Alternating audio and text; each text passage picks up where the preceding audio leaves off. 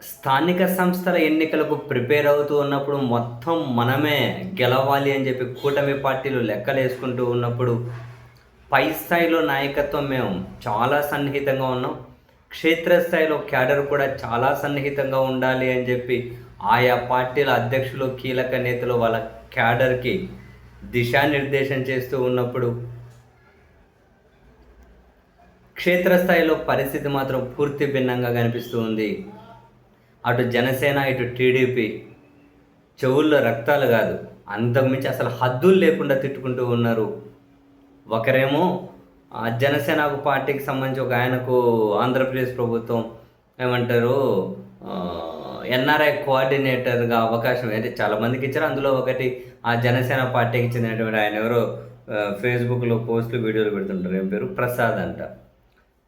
ఆయనకిచ్చారు అని చెప్పి, ఆయన లోకేష్ గారిని, చంద్రబాబు గారిని దారుణమైన బూతులు తిట్టారు. ఆయనకెట్లిచ్చారు అని చెప్పి టీడీపీ వాళ్ళు గట్టిగా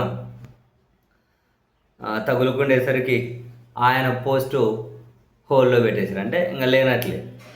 అయితే ప్రతిగా జనసేన వాళ్ళు టీడీపీకి సంబంధించి ఇంకొకతన్ని ఎలా ఇది అంటే ఇంకొకతన్ని గాని ఎన్ఆర్ఐ కోఆర్డినేటర్‌గా నియమించారు. టీడీపీ ఆయనంట. ఆయన పేరు ఏదో ఉంది. ప్రసన్న అట.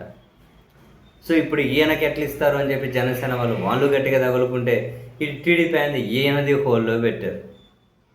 జనసేన కోసం ఇంతగానం పనిచేసి, ఇంత ఏమంటారు మెగా ఫ్యామిలీ కోసం ఇంత ఎఫెక్టివ్‌గా, ఇంత ఎఫిషియెంట్‌గా వాయిస్ వినిపించే ఆయనకు ఇచ్చిన బాధ్యత మళ్ళీ వెనక్కి తీసుకుంటే మీరేం చేస్తున్నారు అని చెప్పి జనసేన కేడర్ వాళ్ళ నాయకత్వాన్ని టీడీపీకి చంద్రబాబు గారు, లోకేష్ గారి కోసం ఇంత పని చేస్తుంటే ప్రసన్న అనే ఇతను ఆయనకనే పదవి ఇచ్చుకోలేక ఇచ్చిన పదవి అనగానే మళ్ళీ వెనక్కి తీసుకుంటే మీరేం చేస్తున్నారని చెప్పి ఈ నాయకత్వాన్ని వీళ్ళు ఎవరెవరి నాయకత్వాన్ని వాళ్ళు తిట్టుకుంటూ ఇంకా వీళ్ళు వాళ్ళను వాళ్ళు వీళ్ళను సోషల్ మీడియాలో అసలు విపరీతమైనటువంటి బండబూతులు మొత్తం వీళ్ళ గతమంతా కనుక గడ్డనేసేసుకుంటూ ఉన్నారు.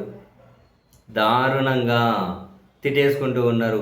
బహుశా ఆయన లైవ్‌లో ఫేస్ టు ఫేస్ ఉంటే జుట్లు పట్టు కొట్టుకునే వాళ్ళేమో కానీ సోషల్ మీడియాలో కాబట్టి బండబూతులకే పరిమితం అవుతున్నారు బాబోయ్!